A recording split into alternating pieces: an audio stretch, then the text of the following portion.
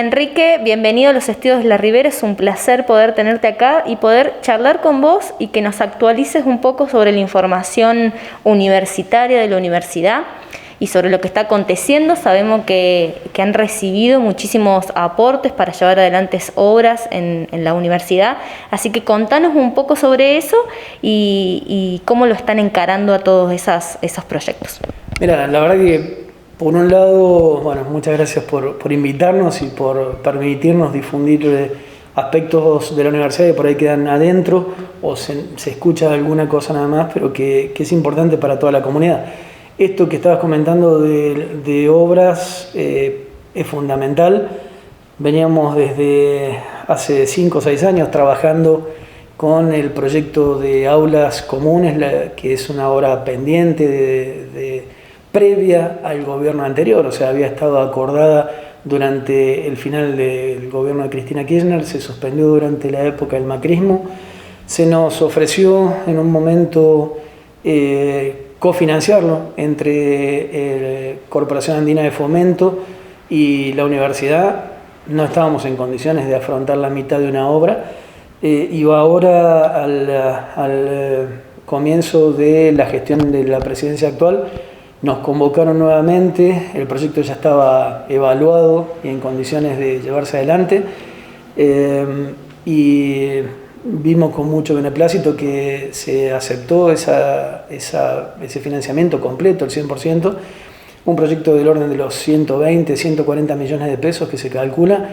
Estimemos que con lo que uno considera que ocurre habitualmente, que son estos recálculos de los saldos que quedan, probablemente alcance casi los 200 millones de pesos, que es una obra que va a estar realizada por gente de acá, de Río Cuarto, va a tomar empleo, va a activar industria, comercio, que es una de las cosas a las que uno también aspira cuando genera proyectos universitarios.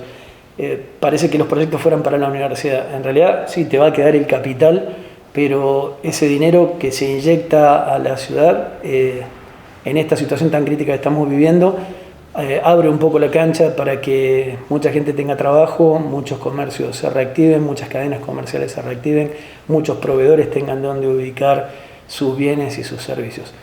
Y bueno, en el transcurso de este último mes estuvimos presentando una serie de propuestas también al Ministerio de Infraestructura y con la visita hace muy pocos días de Martín Gil, para justo el día que estábamos organizando el festejo de los 50 años, ¿no? El día antes de cumplir los 50 años, nos informaron que iban a financiar la obra de gas, la obra interna de gas, es una obra de alrededor de 120 millones de pesos también. Recordemos que tuvimos el tendido de gas natural, aportamos nosotros parte de los terrenos de la universidad para la planta reductora y para la servidumbre de paso para poder hacer la instalación. Y bueno, nos están ofreciendo, que es fantástico, la obra interna, que es muy compleja. Es la adecuación de toda la obra que va desde las residencias universitarias hasta el comedor. Poder alimentar los laboratorios, los edificios más viejos, los edificios que vienen de la primera época de construcción de la universidad y los de la década del 80 necesitan una remoción muy integral, y solo algunas de las últimas obras nuevas, como por ejemplo geología, están en condiciones de conectarse directamente. Así que bueno, una obra que para nosotros es fundamental y que debíamos afrontar. Hasta ahora veníamos calculando dónde juntamos un recurso para poder encararla con recursos de la universidad.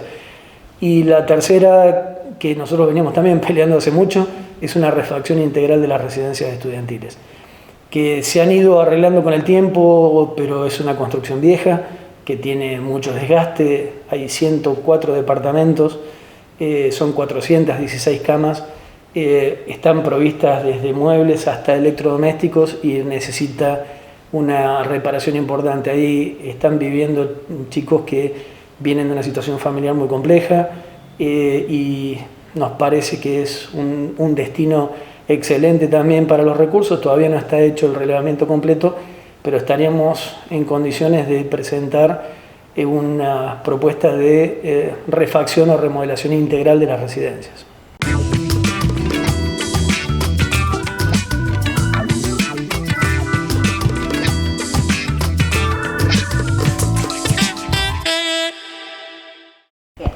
hay una fuerte apuesta en el tema de infraestructura, pero también en cuanto a proyectos académicos. Comentanos un poco cómo están llevando adelante esto que nos comentabas antes de comenzar la nota, que tiene que ver con los proyectos de formación, y que nos decías que ya las facultades presentaron esos planes, así que está encaminado, ¿no? Sí, esto también es un tema que allá por el 2015 lo habíamos llevado originalmente como un proyecto a SPU, que fue originalmente el proyecto de Universidad Barreal.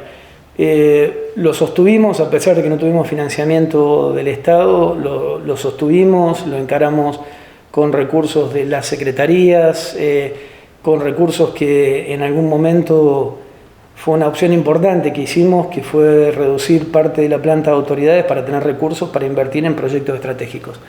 Nos parecía que, sobrecargándonos un poco de actividad algunos, podíamos llegar a disponer de algunos recursos para poder encarar proyectos que teníamos como interesantes en la oferta que hicimos nosotros a la comunidad para las elecciones originalmente del 2015 y que queríamos sostener aunque no tuviéramos un financiamiento externo. Y en este ir y venir, muchas universidades empezaron con escuelas de oficio. Fuimos fundadores de esta red de universidades formadoras en oficio y nos ofrecieron desde Nación la posibilidad de postular a proyectos para escuelas de formación profesional que tienen un perfil tecnológico, innovador, pero que también están orientadas a fortalecer estas estructuras de formación de oficios, que son muy diversas, que cada una de las universidades la hizo de acuerdo a su población de origen, a sus características, con una impronta muy local y regional. Para este año para esta propuesta convocamos a las 5 facultades, las 5 unidades académicas. Nos respondieron de manera extraordinaria, se subieron al proyecto inmediatamente y en este momento hemos mandado ya los formularios con los preproyectos. Nos quedan 2 meses para terminar de formular los detalles finos desde aspectos pedagógicos hasta económicos, pero hoy estamos con una propuesta de 13 trayectos, más de 80 cursos de entre 20 y 30 horas de duración cada uno, organizados en estos trayectos, y una oferta que supera las 6.800 horas en formación, que va a ser totalmente gratuita, financiada con recursos del Gobierno Nacional, con una fuerte participación de las 5 facultades, que van desde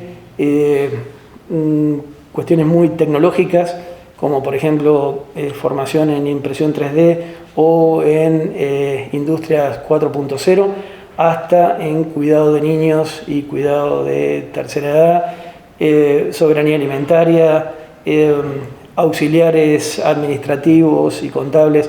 Hay un espectro muy interesante. Creemos que va a haber mucha demanda, creemos que responde a las demandas porque las áreas prioritarias no las definimos por nuestras capacidades, sino por el relevamiento que se había hecho a través del Consejo Social de la Universidad, trabajando en las mesas territoriales, lo que se venía detectando en el Consejo Económico Social de la ciudad de Río Cuarto, como ejes fundamentales, es decir, ¿cuál es la demanda? Y sobre la base de esa demanda que veníamos viendo y que venía surgiendo, de conversar con intendentes, de hablar con organizaciones que están trabajando en el territorio, se elaboró esta propuesta en base a demandas y nos parece que es más que un desafío y estamos absolutamente convencidos de que va a ser una herramienta fundamental para mejorar el empleo acá en la ciudad, para mejorar las condiciones de trabajo en muchos casos, para mejorar y fortalecer industrias que hoy tienen que ir creciendo para que la vida en nuestra ciudad sea cada vez mejor.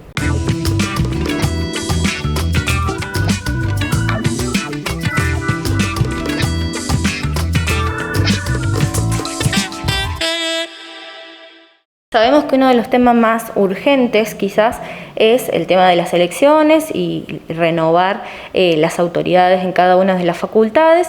¿Cómo están resolviendo, cómo lo han resuelto este tema, considerando que, bueno, que estamos en un contexto de pandemia que imposibilita a muchas personas poder llegarse hasta la universidad? ¿Cómo va a ser la votación? ¿Cómo se van a desarrollar estas elecciones en este contexto? Mira, bueno, esto tiene un raconto de historia.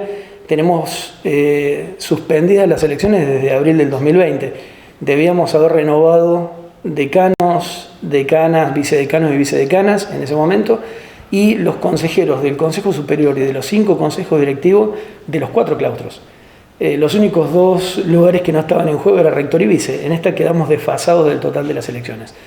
Se suspendieron primero justamente a menos de un mes de realizarse por el decreto con el aislamiento, después con el distanciamiento. Veíamos que fue difícil para la ciudad de Río Cuarto. Hay muy pocas elecciones que se hayan podido llevar adelante, y con una característica muy importante, que era que hoy tenés 50% de nuestros estudiantes que no son ni de Río Cuarto ni de la provincia, y más del 70% de los graduados que no están en la provincia de Córdoba. Eso hacía muy difícil pensar que esos 2 claustros pudieran participar, más allá de la complejidad también de un operativo de elecciones, ¿no? Finalmente, después de analizar muchas opciones, de trabajarlo con el Consejo Superior, con la Junta Electoral, terminamos definiendo por una opción que nos parece que es la más adecuada, que es complementar la elección presencial. Habría elección presencial para claustro docente, para claustro no docente, y hay también elección presencial para estudiantes y graduados, bajo muy estrictos protocolos. Ya nos aprobó el protocolo el COE, estamos en condiciones de hacerlo, y eso sería durante los días 1, 2 y 3 de junio. Pero para ampliar la participación y ampliar las posibilidades de definir las autoridades que van a dirigir las facultades esencialmente, y los consejos, los cuerpos colegiados, desarrollamos una propuesta de voto postal. Esta propuesta de voto postal es para graduados y para estudiantes, y lo puede hacer uno de Río Cuarto o uno de Jujuy. No hay ningún problema con eso. Lo vamos a hacer exclusivamente a través de Correo Argentino, con el que hemos cerrado un acuerdo con el franqueo pagado. O sea, nosotros nos hacemos cargo del franqueo de la correspondencia, y hoy justamente empezó, está puesto en producción el acceso a los archivos que hay que descargar. Tanto estudiantes como graduados tienen que entrar a la página de la universidad. Descargan desde el sitio de elecciones 3 archivos, una boleta, que es la misma boleta que se va a usar para la elección presencial. Ya tenemos las listas, los logos, como estaba todo listo, ya tenemos la boleta. Descargando esa boleta tienen que hacer lo que hubieran hecho en el cuarto oscuro: tildar al lado las opciones que le corresponden, doblarla como para entrarla en una urna, y va en el segundo archivo que se imprime, que es un sobre en blanco. Queda en ese sobre en blanco, que es el que definitivamente va a ir a la urna. Para poder enviarlo a la universidad hay un tercer archivo, que es el sobre de remisión. Tiene los datos del remitente y los datos del destinatario, el apartado postal, que sería el equivalente de la urna. Deben agregar, y esto es muy importante, una fotocopia del DNI en el sobre de remisión. Por lo tanto, lo que va a llegar a la universidad el día 3 de junio por la mañana, que lo va a entregar el correo, va a ser un sobre que tiene los datos del remitente y los datos del destinatario, el claustro al que pertenece. La Junta Electoral, con las autoridades de mesa y con los fiscales, va a proceder a chequear que esté en el padrón, a abrir ese sobre. Si está la fotocopia del DNI, ese sobre va a ir a la urna que le corresponde para ser luego escrutada junto con los otros votos. Esto permite algo que no te permite el voto electrónico. El voto electrónico siempre te deja la posibilidad de que alguien pueda cruzar la voluntad tuya con tu identidad. En este caso, cuando nosotros nos deshacemos del voto de remisión y el sobre en blanco va a una urna, cuando se haga el escrutinio no hay posibilidad de vincular la voluntad de ese elector. Y eso nos parecía importante, el hecho de que podamos organizarlo, el trabajo que hicieron los técnicos, que hizo la UTI, que hicieron los técnicos de la Junta Electoral, el equipo que está trabajando.